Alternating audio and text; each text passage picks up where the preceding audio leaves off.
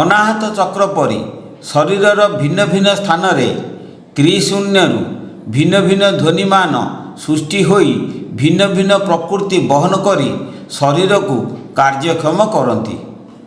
ଅନାହତ ଚକ୍ରରେ ଓଙ୍କାର ଧ୍ୱନି ସୃଷ୍ଟି ହେବା ପରେ ତ୍ରିଶୂନ୍ୟର ତିନି ସ୍ପନ୍ଦନ ମିଳିତ ଭାବରେ ମୁଖମଣ୍ଡଳରେ 5 ଗୋଟି ସ୍ଥାନରେ ପଞ୍ଚଭୂତର ପ୍ରକୃତି ବହନ କରି ମାତ୍ରା ଧ୍ୱନି ରୂପରେ ପ୍ରକାଶ ପାଏ। ତାହାକୁ ପଞ୍ଚମାତ୍ରା କୁହାଯାଏ। ତ୍ରିଶୂନ୍ୟର ତ୍ରିଧ୍ୱନି ତାଳୁ ମଧ୍ୟରେ ପ୍ରକାଶ ପାଇ ତାପ ଶକ୍ତି ସହ ସଂଯୁକ୍ତ ହୋଇ ଅଗ୍ନିର ଧର୍ମ ବହନ କରି କୁଣ୍ଡଳୀ ଧ୍ୱନି ସୃଷ୍ଟି କରେ। ଛୋଟ ଜିହ୍ବାର ଉପର ଭାଗରେ ଥିବା ଶୂନ୍ୟ ସ୍ଥାନକୁ ତାଳୁ କୁହାଯାଏ। ତାଳୁକୁ ମଧ୍ୟ ଲଳନା ଚକ୍ର କୁହାଯାଏ। ଲଳନା ଚକ୍ର ମଧ୍ୟରେ କୁଣ୍ଡଳୀ ଧ୍ୱନି ବାୟୁ ସଂସ୍ପର୍ଶରେ ଆସି ଆକାର ଧ୍ୱନିରେ ପରିଣତ ହୁଏ। ତ୍ରିଧ୍ୱନି ନାସା ମୂଳରେ ପୃଥିବୀ ପ୍ରକୃତି ବହନ କରି ତାରକ ଧ୍ୱନି ସୃଷ୍ଟି କରେ। ପରେ ତାହା ବାୟୁରେ ଉକାର ମାତ୍ରାରେ ପରିଣତ ହୁଏ। ତ୍ରିଧ୍ୱନି ଦୁଇ ଚକ୍ଷୁର ମଧ୍ୟସ୍ଥଳରେ ଜଳର ପ୍ରକୃତି ବହନ କରି ଦଣ୍ଡକ ଧ୍ୱନି ସୃଷ୍ଟି କରେ। ତାହା ବାୟୁରେ ଏକାର ମାତ୍ରାରେ ପରିଣତ ହୁଏ। ତ୍ରିଧ୍ୱନି ଦୁଇ କର୍ଣ୍ଣର ମଧ୍ୟସ୍ଥଳରେ ବାୟୁର ପ୍ରକୃତି ବହନ କରି ଅର୍ଦ୍ଧକ ଧ୍ୱନି ସୃଷ୍ଟି କରେ। ସେହି ସ୍ଥାନକୁ ରାଧାଚକ୍ର କୁହାଯାଏ। ରାଧାଚକ୍ରରେ ଅର୍ଦ୍ଧକ ଧ୍ୱନି ବାୟୁରେ ଇକାର ମାତ୍ରାରେ ପରିଣତ ହୁଏ। ତ୍ରିଧ୍ୱନି ଦୁଇ ଭ୍ରୁଲତା ମଧ୍ୟସ୍ଥାନରେ ଆକାଶ ପ୍ରକୃତି ବହନ କରି ବିନ୍ଦୁ ଧ୍ୱନି ସୃଷ୍ଟି କରେ। ତାହା ବାୟୁରେ ଅଙ୍କାର ମାତ୍ରାରେ ପରିଣତ ହୁଏ। ଏହି ପଞ୍ଚ ପ୍ରକାର ଧ୍ୱନିର କାହା ସହିତ କାହାର ସମ୍ପର୍କ ନଥାଏ। ସେମାନଙ୍କର ସିଧା ତ୍ରିଧ୍ୱନି ସହିତ ସମ୍ପର୍କ ଥାଏ। ତେଣୁ ସେମାନେ ପରସ୍ପରଠାରୁ ସ୍ୱାଧୀନ ଓ ସ୍ୱତନ୍ତ୍ର ଅଟନ୍ତି। ଯେପରି ଆକାଶର ତାରକାମାନ ପରସ୍ପରଠାରୁ ଦୂରରେ ରହି ସ୍ୱତନ୍ତ୍ର ଭାବରେ ପ୍ରକାଶ ପାଆନ୍ତି ଓ ସେମାନଙ୍କର କେବଳ ଶୂନ୍ୟ ସହିତ ସମ୍ପର୍କ ଥାଏ, ସେହିପରି ମାତ୍ରାମାନ ପରସ୍ପରଠାରୁ ସ୍ୱତନ୍ତ୍ର ରହି ତ୍ରିଶୂନ୍ୟ ସ୍ଥିତ ତ୍ରିଧ୍ୱନି ସହିତ ସମ୍ପର୍କ ରଖନ୍ତି। ତାର ଆହୁରି ଏକ ଉଦାହରଣ ହେଲା, ଗୋଟିଏ ବଗିଚାରେ ମନେ କରାଯାଉ ଭିନ୍ନ ଭିନ୍ନ ବୃକ୍ଷ ଲଗାଯାଇଛି। ସେହି ବୃକ୍ଷ ଗୁଡ଼ିକ ସିଧାସଳଖ ଭୂମି ସହିତ ସମ୍ପର୍କ ରଖନ୍ତି, କିନ୍ତୁ କେହି କାହା ସହିତ ସମ୍ପର୍କ ରଖନ୍ତି ନାହିଁ। ଠିକ୍ ସେହିପରି ଏ ପଞ୍ଚମାତ୍ରା ପଞ୍ଚଶୂନ୍ୟରେ ସୃଷ୍ଟି ହୋଇ କେହି କାହା ସହିତ ସମ୍ପର୍କ ସ୍ଥାପନ ନ କରି ସିଧାସଳଖ ତ୍ରିଶୂନ୍ୟ ସହିତ ସମ୍ପର୍କ ସ୍ଥାପନ କରିଥାନ୍ତି। ସେମାନେ ମହତ୍ତତ୍ଵ ସ୍ଥିତ ଚିଦାଲୋକର ଭିନ୍ନ ଭିନ୍ନ କଳା ଧାରଣ କରି ସ୍ୱତନ୍ତ୍ର ଭାବରେ ଭିନ୍ନ ଭିନ୍ନ ସ୍ଥାନରେ ପ୍ରକାଶ ପାଆନ୍ତି।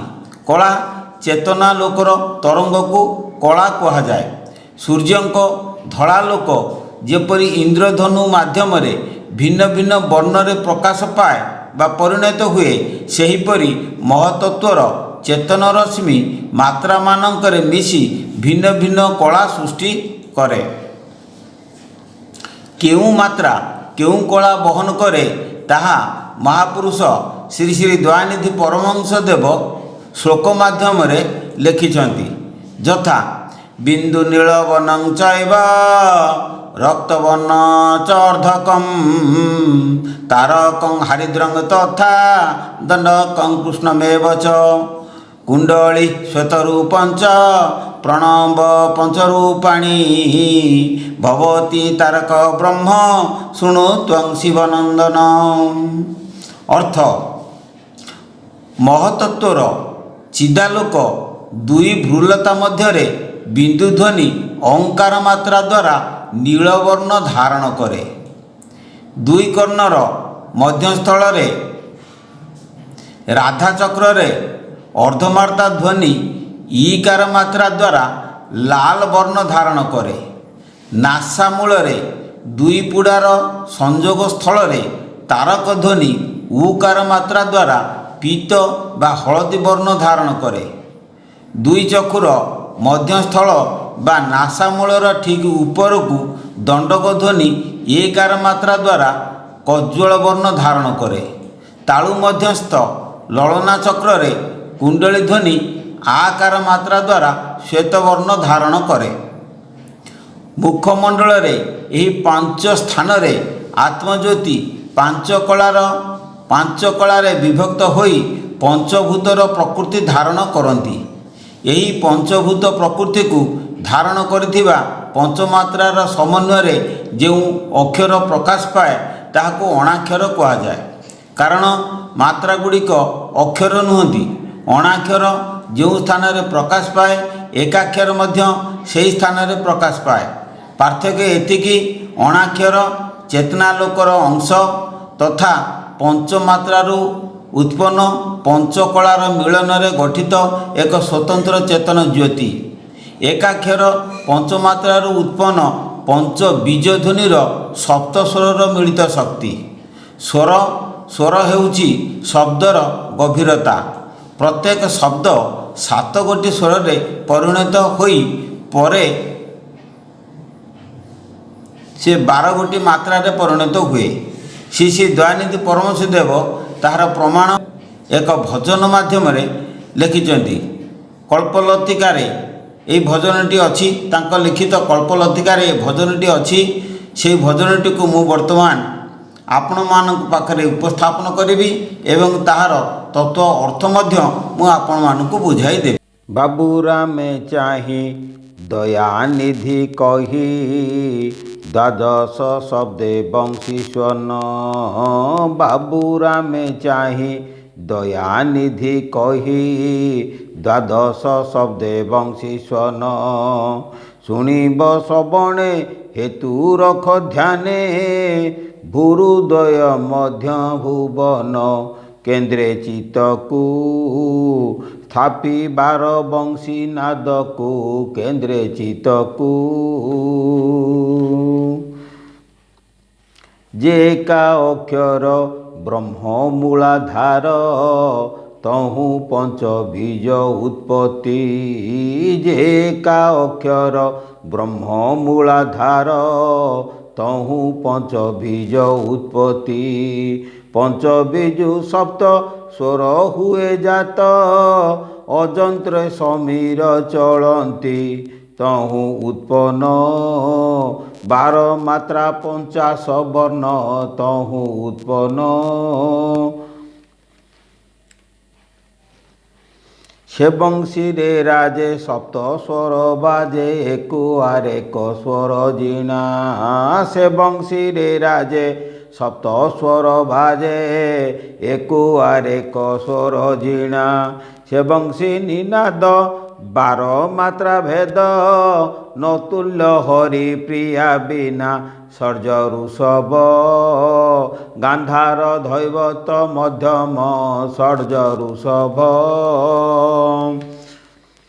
ପଞ୍ଚମ ନିଷାଦ ସପ୍ତ ସ୍ୱର ହେଜ କେଉଁ ଧ୍ୱନି କି ପ୍ରକାରେଣ। ପଞ୍ଚମ ନିଷାଦ ସପ୍ତ ସ୍ୱର ହେଜ କେଉଁ ଧ୍ୱନି କି ପ୍ରକାରେଣ। ଷଡ଼୍ଜ ଶବ୍ଦ ଜାତ ମୟୂର ଧ୍ୱନି ଖ୍ୟାତ କ୍ଳିଂବୀଜରୁ ଷଡ଼୍ଜ ଉତ୍ପନ୍ନ ପୁଣି ଋଷଭ। ଏହି କାମ ବିଜୁ ଉଦ୍ଭବ ପୁଣି ଋଷଭ। ଏ ଋଷଭ ଶବ୍ଦ ଚାତକର ରବ ବାଦନ ପରାଏ ଶୋଭିତ। ଏ ଋଷଭ ଶବ୍ଦ ଚାତକର ରବ ବାଦନ ପରାଏ ଶୋଭିତ। ଶ୍ରୀବିଜୁ ମଧ୍ୟମ କ୍ରୋଞ୍ଚ ଧ୍ୱନି ସମ ଗାନ୍ଧାର ଧିଣିବିଜୁ ଉଦିତ ରାବ ଛାଗ୍ଳର ପ୍ରାୟ ସୁଯତ୍ନେ ହେତୁ କର ରାବ ଛାଗ୍ଳର। ପଞ୍ଚମ ବିଦିତ ପରାବିଜୁ ଖ୍ୟାତ କୋକିଳ ଧ୍ୱନିର ସମାନ। ପଞ୍ଚମ ବିଦିତ ପରାବିଜୁ ଖ୍ୟାତ କୋକିଳ ଧ୍ୱନିର ସମାନ।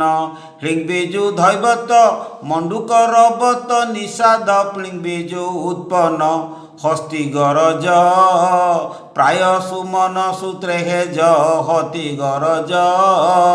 ସେହି ବଂଶୀ ସ୍ୱନ ଧ୍ୟାଇ ରାତ୍ର ଦିନ ଦୟାନିଧି ଭାବେ ସୂକ୍ଷ୍ମରେ ସେହି ବଂଶୀସ୍ୱନ ଧ୍ୟାଇ ରାତ୍ର ଦିନ ଦୟାନିଧି ଭାବେ ସୂକ୍ଷ୍ମରେ ତିଷାଣିଆ ସ୍ଥଳେ ତ୍ରିକୂଟ ମଣ୍ଡଳେ ଭୂରୁଦୟ କେନ୍ଦ୍ର ସ୍ଥଳରେ ବାୟୁ ବାରଣ ଭୂମେ ଚିତ୍ତକୁ ନିୟୋଜିଣ ବାୟୁ ବାରଣ।